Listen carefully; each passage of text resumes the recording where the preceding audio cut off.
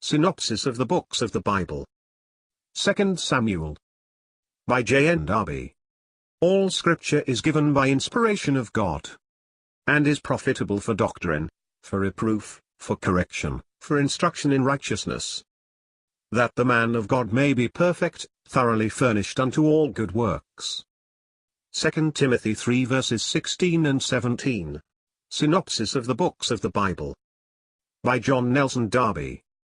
2 Samuel, chapter 6. Removal of the ark from Kirjath-Jearim. Although God has established a king in power, who is at the same time the victorious leader of his people, yet the bonds of the covenant are not yet restored. The ark is still in the place where individual piety had sheltered it when God was obliged to be the guardian of his own glory. David would bring it to the place where his throne is now established. He desires that the Jehovah of hosts, who dwells between the cherubim, should be honored, and that he should be at the same time the glory of the King of Israel's throne. They are bound together in his mind.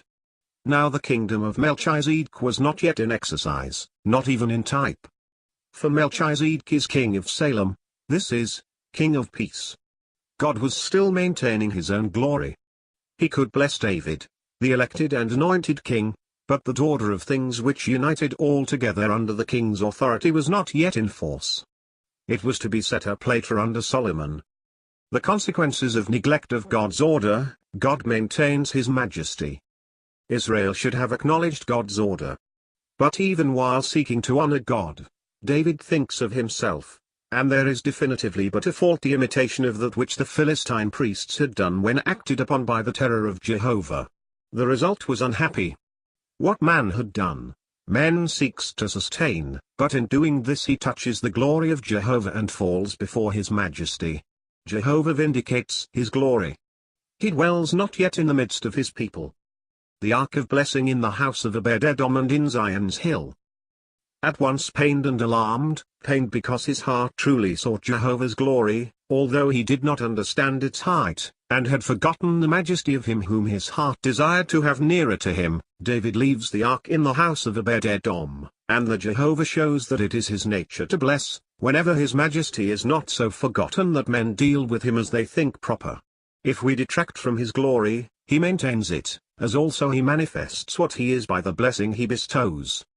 The heart and affections of David are restored. He causes the ark to be carried from Obed-Edom's house, and places it in the tabernacle he had pitched for it. Here we only see David, and we see him clothed with the effort he is the head of his people, when he re-establishes the relationship, between them and his God, and it is with joy, with offerings, and songs of triumph. It is he also who blesses the people, being in all this a remarkable type of Jesus, and of that which he will perform in Israel in the last days.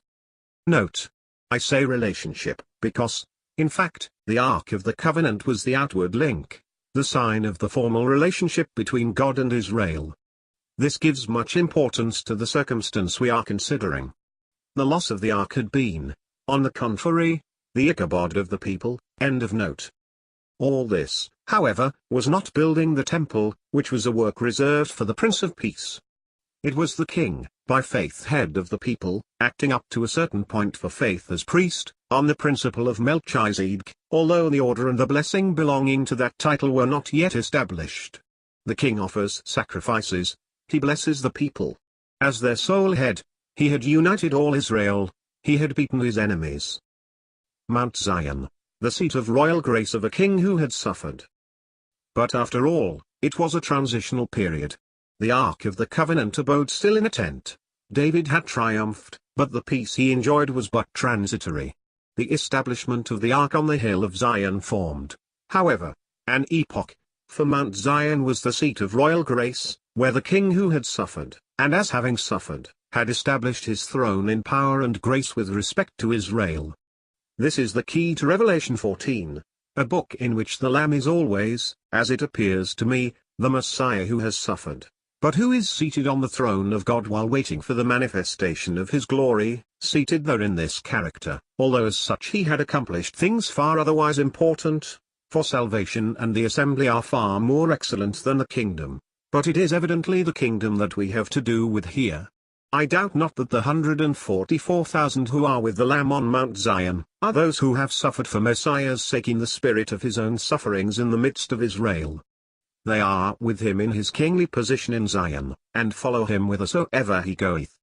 They are morally near enough to heaven to learn its song, which none other on earth can learn. They are the first fruits of the earth. They are not in heaven. This explains Hebrews 12 verse 22 also, in which we find Zion in contrast with Sinai, where the people had been placed under their own responsibility, the law having the sanction which the terror of Jehovah's presence gave it. But in the passage referred to, Zion is clearly distinguished from the heavenly Jerusalem.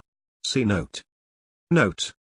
The construction of the sentence, Hebrews 12 verse 22, makes it more easy to distinguish the different parts of which it is composed. The word and separates them, Zion, the city of the living God, the heavenly Jerusalem, the angels, the general assembly, the church of the firstborn, whose names are written in heaven, God the judge of all, etc. End of note. The warlike kingdom of Christ, the subjection of his enemies shown in Psalms 110. I doubt not that at the end a similar relation will exist between Christ and the remnant of his people who have waited for him.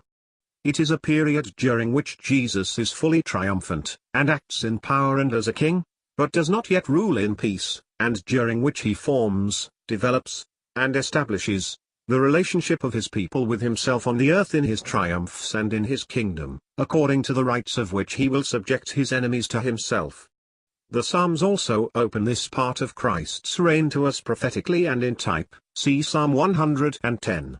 After having seated David's Lord at the right hand of the Majesty in the heavens, the Spirit says, Jehovah shall send the rod of thy strength out of Zion.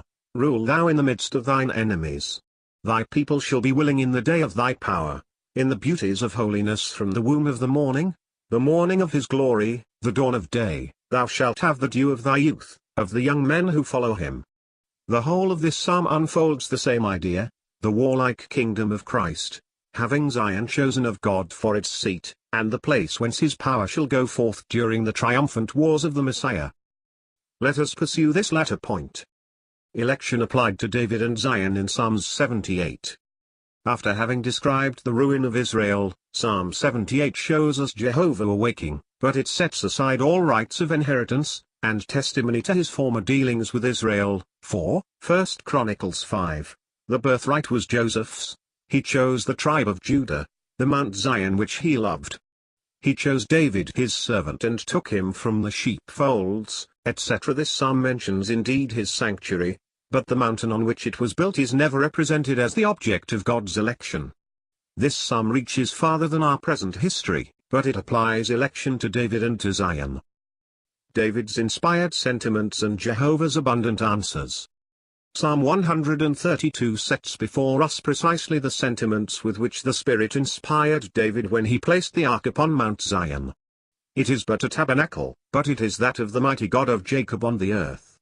And Jehovah has chosen Zion. There the horn of David shall bud. Observe here, that Jehovah's answer goes each time beyond the request and desire of David, a beautiful testimony to the rich goodness of God. Jehovah's rest is in the midst of his people. He will enjoy this rest here in the midst of his own, although he establishes his glory in the temple, and it is there that everyone speaks of it. In the wilderness, this glory had not had a place of rest. Israel was on a journey, and Jehovah, who dwelt among the people, went before them to search out a resting place for them. Numbers 10 verse 33. Neither was it the case at Shiloh when his rest among them depended on their faithfulness. He forsook the tabernacle of Shiloh and delivered his strength into the enemy's hand. Psalm 78 verses 61 and 62. Election and grace alone, by means of one chosen out of the people, Psalm 89 verse 19, establish the rest of God among his people. What God is, clearly demonstrated in his public dealings. There is yet a remark to make on the subject of Psalm 132. We have seen that God maintains his majesty in his government, and does not allow anyone to touch his ark, and so he gives David time to learn that God is a God of blessing and of grace. But, however good the intentions of his people may be, it is necessary that truth, that what he is, should be clearly demonstrated in his public dealings. If it were otherwise, if his government were not stable, all would go to ruin. The levity of man would constantly lead him into the paths of self-will. It is true that God is full of patience, and that after having formed the relationship between his people and himself, he continues to act according to this relationship as long as possible, although forced to chasten at the same time, but judgment comes at length. David's failure as to the ark indicated in Psalms 132. In the case we are considering, God had broken this relationship as originally established by his sitting between the cherubim. He had delivered his strength into captivity, his glory into the enemy's hand. David, as victor, restores to him his place, but on a new principle, that of grace and power. Nevertheless, in examining Psalm 132, we discover much deeper sentiments, a heart which desires to have God glorified among his people in a much more developed and much more intimate manner than was indicated by that which the outward pomp and train, in which Israel could take part, represented, sentiments to which God responded in a very different way than by the death of Uzzah. This psalm, it is true, was written after the touching communications which are revealed in 2 Samuel 7, as verses 11 and 12 prove. It teaches us, however, in what spirit David went to fetch the ark, the ardent desire of his heart to find a habitation for Jehovah, see note 1, which, as we have seen, Christ will accomplish. Now it appears to me, that it was the consciousness of this desire that led to David's failure. Alas for man! In the consciousness of it he seeks to put it into execution, and he a little forgets the supreme glory of God, the sin which had caused God's departure from his people, and the majesty proper to him. When God acts according to the requirements of his glory and smites the man who lent David his assistance in accomplishing the desire of his heart, David is displeased. The death of Uzzah was the result of David's conduct, and he is angry with Jehovah when this result takes place. This was truly the flesh. God made David sensible of that which was becoming to the service of the God of Israel, see 1 Chronicles 15 verses 12 and 13, see note 2, and he restored his soul by showing him that he was the true source of blessing and that the leaving the ark aside was leaving blessing aside too. Note 1. We may compare Exodus 15 verse 2 in the English version, though the translation is questionable. But see Exodus 29 verse 46, end of note 1. Note 2. This is not mentioned in Samuel, because it is David as the type of the Lord, whom the Spirit sets before us here, end of note 2. In his maintenance of a sense of Jehovah's glory, David rises higher than Solomon. Moreover, the position of David, zealously maintaining a sense of Jehovah's glory in the midst of his exaltation, as portrayed in the psalm, is of the highest moral beauty and has a very peculiar aspect in reference to the divine economies.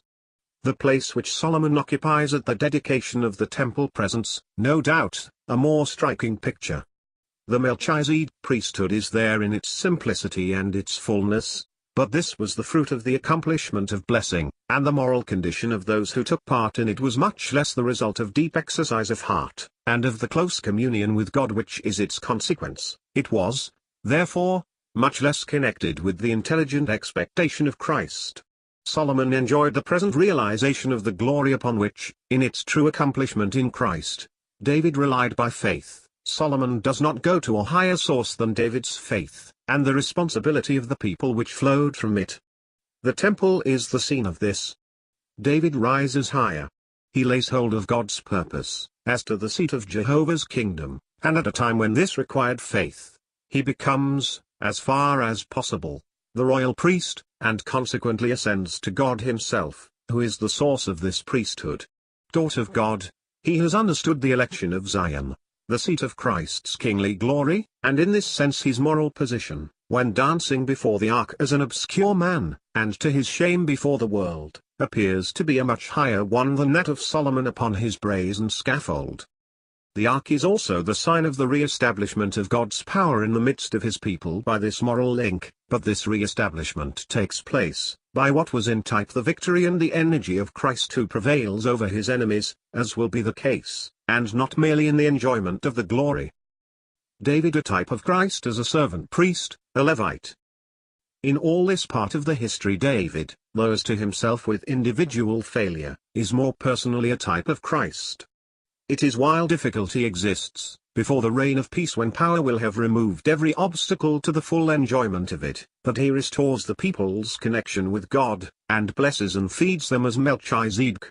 Blessing flows from his person in the presence of all that still opposes it, and in spite of every difficulty. The position which David still takes is that of servant, the immediate servant of God, by grace. He is not a priest upon his throne, but the king makes himself a priest, and this while still performing service. Samuel, as given to Jehovah, was clothed with a linen ephod. It was the priestly garment, and he was not a priest after the order of Aaron. He served in the tabernacle, by grace and by the Spirit, as one chosen and set apart for God. He was in his right place, but on God's part, it was in grace when the gloomy night of Ichabod already threatened the people with its darkness. Here it is the king who, taking this place, puts on the priestly ephod, not the garments which God had given the priests for glory and for beauty, but those which distinguished the priest considered as the type of Christ as priest, see note 1, and which belonged to the essence of his functions, see note 2, and in fact he took the place rather of a Levite, that is, of one set apart to serve before the ark, before Jehovah. The leading idea connected with the ephod is that he who wears it presents himself to God. But, even though making request, Melchizedek rather presents himself to the people, although he is before God for the people, as king and priest upon his throne. Note 1. For the high priest, after the strange fire offered on the day of their consecration, it seems, never wore the garments of glory and beauty in the most holy place. He only went in white garments on the Day of Atonement. End of note 1. Note 2. This priesthood he, Christ, exercises now. The glorious garments he will come out in. He is personally already crowned with glory and honor, but the all things are not put under him, nor has he taken his Melchizedek throne, which indeed will be on earth. He is on his Father's throne, while his fellow heirs are being gathered. End of note 2. The king secures and communicates blessing to the people. Having offered his sacrifices, the king blesses the people. There were yet the Philistines, the Syrians, and other nations, to be subdued, but the connection of the people with God was established and maintained in security by the king in Zion, although the ark on which this connection rested was still within curtains. Blessing was also secured through the king himself, who had brought the sign of the covenant and the elect king together in the place which God had chosen, and who was still the servant for this. The ephod did not pertain to Melchizedek, but, in honoring Jehovah who had preserved the people, he who wore it maintained as priest the blessing of the people before God. Michal, who in the spirit of Saul her father only dreamt of earthly glory, cannot participate in this. Abasement before Jehovah was incomprehensible to her. She neither understood nor tasted his glory or the joy of knowing him as the heart's sole master. That which belongs to Saul can have no share in David's kingdom, nor can it suffer with a despised and rejected one. In short, we have a king devoted to Jehovah and to the people, who secures and communicates blessing to the latter, and not as yet a king characterized above all by the enjoyment of established blessing, which is Solomon's condition. Christ's glory presented in the Psalms. Now the first of these two conditions appears to me to represent Christ, such as he has always been in principle and in right, and especially such as he will be after the destruction of Antichrist, and before the destruction of those enemies who will still oppose themselves to the establishment of his kingdom in peace. His people, all Israel, will be united under him. The rod of his strength will go out of Zion, and he will rule in the midst of his enemies, Psalm 110, but it will not yet be the fulfillment of Psalm 72 or of Zechariah 6 verses 12 and 13. Compare also Psalm 2, in which Christ is looked upon as the Son of God born upon earth, and in which his universal rights to the possession of the earth, which flow from this, are set forth, acknowledged by God and proclaimed to the kings of the earth. In Psalm 110 Christ is seated at the right hand of God, waiting until his enemies are made his footstool. In Psalm 8 he is the Son of Man, and all things are put under him. David is the one who blesses his own house. Under Solomon, all Israel rejoices in all the good things which Jehovah had bestowed upon Solomon, as well as upon David. Here David in his own person provides that which is necessary to feed the people, and deals to everyone a good peace. See note. he returns to bless his house, for David has his own house to which he returns after having blessed Israel. It is something nearer to him than Israel. Michal, we have seen, could not really belong to it. David finds it a joyful thing to humble himself before Jehovah, and he reproves her. How overwhelming was the reply he made to her. Note: Psalm 2 shows us the king set upon the holy hill of Zion, the Son of God begotten in time, a distinct thing from his relationship as son, one with the Father before the world was, a doctrine taught in John 1, Hebrews 1, Colossians 1, and elsewhere. Yet I do not believe one could be without the other, though the therefore of Luke 1 verse 35 shows it to be a distinct thing, and his sonship in this place is also a truth of the greatest importance, owned as such by Jehovah, and the kings of the earth charged to submit to him. Psalm 8 speaks of him as the Son of Man to whom all things are subjected according to the eternal purposes of God. In Psalm 110 he who had been despised and rejected, being seated at the right hand of God, is to rule in the midst of his enemies. Compare Psalms 24 and 102. In the first, he is acknowledged as Jehovah of hosts, the King of glory, after having conquered his enemies. In the second, as the Creator himself. End of note.